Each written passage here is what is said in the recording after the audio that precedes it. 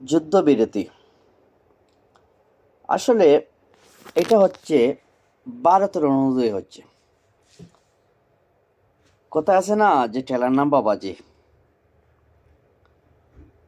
তো এই ঠেলা খাইয়ে কিন্তু ওরা চাইছিল, ওরা মনে মনে স্বপ্ন যে পাকিস্তান দখল করবে, তারপর বাংলাদেশ দখল করবে, নেপাল ভুটান দখল করবে, আফগানিস্তান দখল করবে, বার্মা দখল করবে, শ্রীলঙ্কা দখল করবে।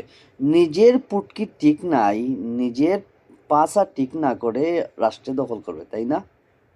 রাষ্ট্রে দখল করার স্বাদ ভালো করে মিটিয়ে দিয়েছে হ্যাঁ পাকিস্তানে। তা আসলে আমি বলি এই যে যুদ্ধ থামলো কেন?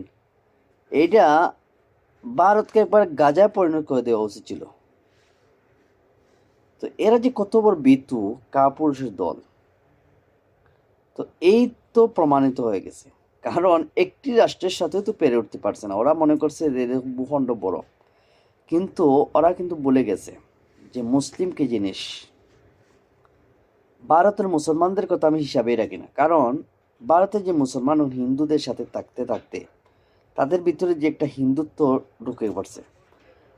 আমি চিন্তা করতেছি যে সামনে যে গাজওয়াতুল হিন্দে ভারতের মুসলমানদের ভূমিকা কি হবে, একমাত্র আল্লাহ পাকে জানে।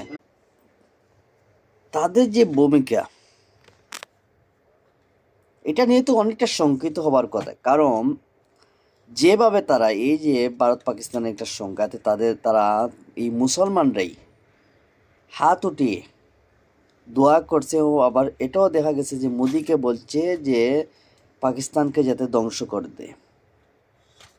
কিন্তু ওরা তো ভুলে গেছে যে এইরকম একটা দুই অঞ্চলে ভারতের দুই দিকে দুটা বৃহৎ মুসলিম রাষ্ট্র আছে বলে আজ ভারতের হিন্দুত্ববাদীরা অনেকটা ভয় পাচ্ছে। কারণ যে কোনো সময় যে আক্রমণ করে বসতে পারে, এজন্য মনে করেন একসাথে মুসলিম নিধনে কিন্তু নামছে না। না হলে ভারতের মুসলমানদের বা অনেক সিস্টেমে কিন্তু মেরেই ফেলতো। অবশ্যই এটা পারবে না যদি ওরা সক্রিয় অবস্থান, তারা যদি পাল্টা প্রতিরোধ রাখে। তো এদের এই অবস্থা এরকম যে ওরা মার খেতে রাজি, হিন্দুদের হাতের মার খাবে, কিন্তু হিন্দুদের পাল্টা প্রতিক্রিয়া ওরা জানাবে না। এত বড় মূর্খ আমি কোথাও দেখিনি। তো আল্লাহ হেদায়েত করুক আর ওদের যাতে বোঝ দান করে। কারণ গাজওয়াতুল হিন্দে ওরা কিন্তু সত্য ভূমিকা রাখতে পারে না, বরঞ্চ আমার সন্দেহ হচ্ছে যে এরা মুসলমানদের পক্ষ না নিয়ে তাদের জীবন বাঁচানোর তাগিদে হিন্দুদের পক্ষে নিয়ে নেবে।